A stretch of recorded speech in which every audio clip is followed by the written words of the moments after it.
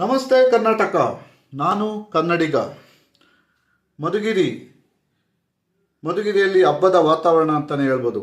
November 30ನೇ ತಾರೀಕು 70ನೇ ಕನ್ನಡ ರಾಜ್ಯೋತ್ಸವ.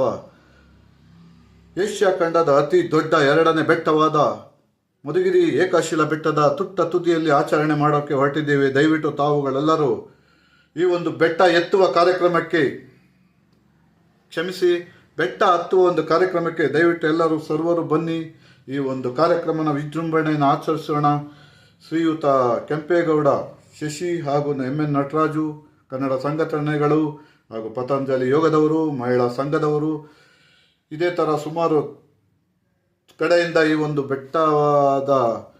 ಬೆಟ್ಟವನ್ನು ಹತ್ತಲು ಬರುತ್ತಿದ್ದಾರೆ. ಅವರಿಗೆಲ್ಲರಿಗೂ ಎಲ್ಲರಿಗೂ ಸ್ವಾಗತ ಸುಸ್ವಾಗತವನ್ನು ಬಯಸುತ್ತಾ, ರೋಮ ರೋಮಗಳು ನಿಂತವು ತಾಯೇ, ಚೆಲುವ ಕನ್ನಡದೊಳೇನಿದು ಮಾಯೆ, ಮುಗಿಲೆ ಕಡಲೆ ಸಿಡಿಲೆ ಹೇಳಿರಿ, ಮುಗಿಲೆ ಕಡಲೆ ಸಿಡಿಲೆ ಕೇಳಿರಿ, ತನು ಮನವು ದನವು ಎಲ್ಲ ಕನ್ನಡ, ತನು ಮನವು ದನವು ಎಲ್ಲ ಕನ್ನಡ.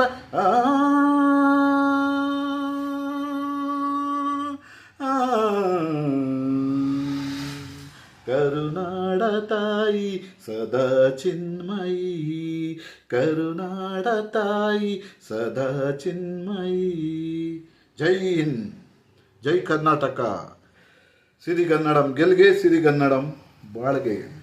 ಕನ್ನಡವೇ ಉಸಿರು, ಕನ್ನಡವೇ ಸತ್ಯ, ಕನ್ನಡವೇ ಮಿಥ್ಯ.